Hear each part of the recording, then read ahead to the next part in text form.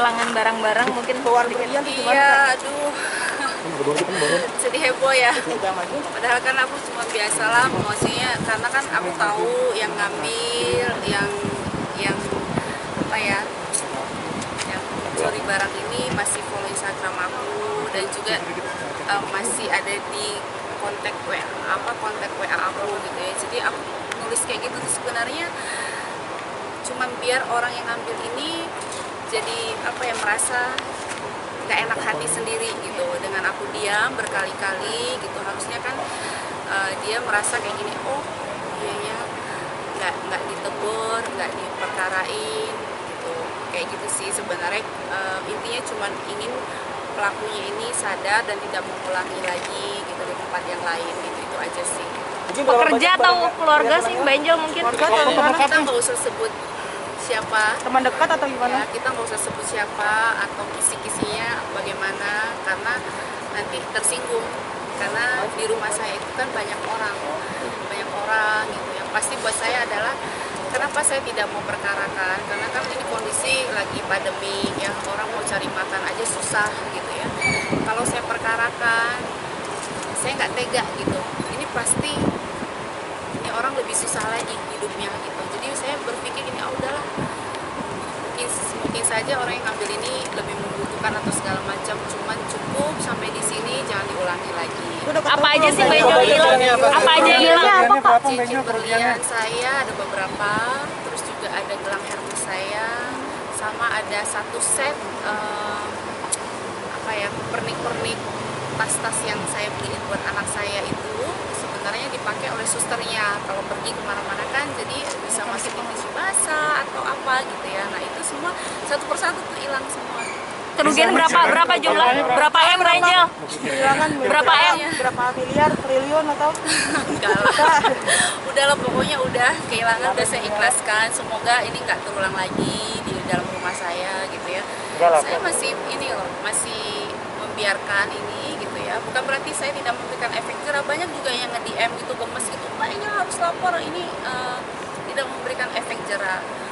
Bukan berarti tidak memberikan efek jerah. Saya yakin kok dengan saya tidak memperkarakan, saya mengikhlaskan, saya tidak menegur, ini lebih terpukul sebenarnya buat pelaku ini gitu. Dan saya masih saya kayak masih nyuruh dia, masih komunikasi gitu, masih. Ada permintaan maaf mungkin Mbak dari yang bersangkutan?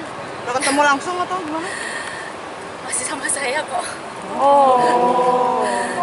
Berarti terbuka dari CCTV atau seperti apa Mbak Angel? Saya tahu pelakunya, cuma buat saya dengan kita diam, insya Allah ini orang lebih apa ya, lebih menyadari gitu. Ini lebih terpukul buat dia daripada saya laporin. Kalau saya laporin pasti udah selesai sih gitu. Memang kasihan masa pandemi ini kan orang mau makan aja susah ya. Masa saya laporin kan gitu. Kerugian hampir 1 M nggak? Nggak nyampe. Tapi nanya alasannya nggak? Masih di bawah 500 juta. Alasan. Pasti ini juga pelajaran buat diri saya ya. Saya kalau pakai apa-apa kan biasanya kan kita kayak saya punya kegiatan atau mau syuting, kadang terus kan ganti-ganti tas, ganti-ganti perhiasan gitu. Nah ini juga buat saya pribadi itu pembelajaran tuh, saya nggak boleh main taruh aja walaupun itu di kamar saya gitu, karena kamar saya pun bisa dimasuki semua orang karena kan bolak-balik pekerja rumah tangga juga kan ganti-ganti gitu ya. Yang bersangkutan gimana Mbak? Ada perasaan? Udah balikin barangnya Mbak? Iya. Saya malah jaga perasaan dia supaya dia tidak merasa nggak nyaman di saya, karena saya tahu kondisinya ini mungkin dia lagi sangat-sangat butuh banget gitu. Ya udah, cara yang paling benar adalah saya diem, saya nggak mau bikin orang ini tambah gimana. Saya yakin kok mungkin pelakunya juga nggak pengen bener-bener pengen jahatin saya tuh, enggak gitu. Cuman ya semua kan pasti ada maksudnya ya, mungkin lagi butuh atau apa gitu.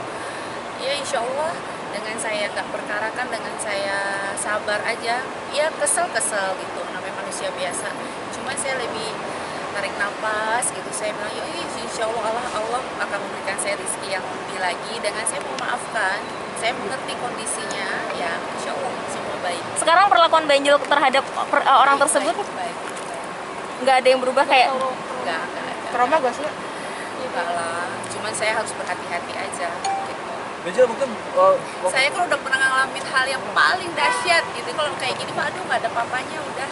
Saya pernah di titik yang terendah menjadi perempuan dihancurkan, martabat saya sebagai perempuan, bagaimana batin saya dikoyak-koyak gitu.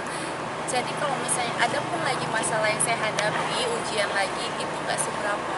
Saya sudah melewati tahap-tahap seperti itu. Oke, Mbak Angel, ngomong masalah hal itu gitu, dan ada Vicky sekarang juga mau menikah nih. Mungkin Mbak Angel melihatnya seperti apa nih? Mau komen ya? Makasih ya. Assalamualaikum. Waalaikumsalam.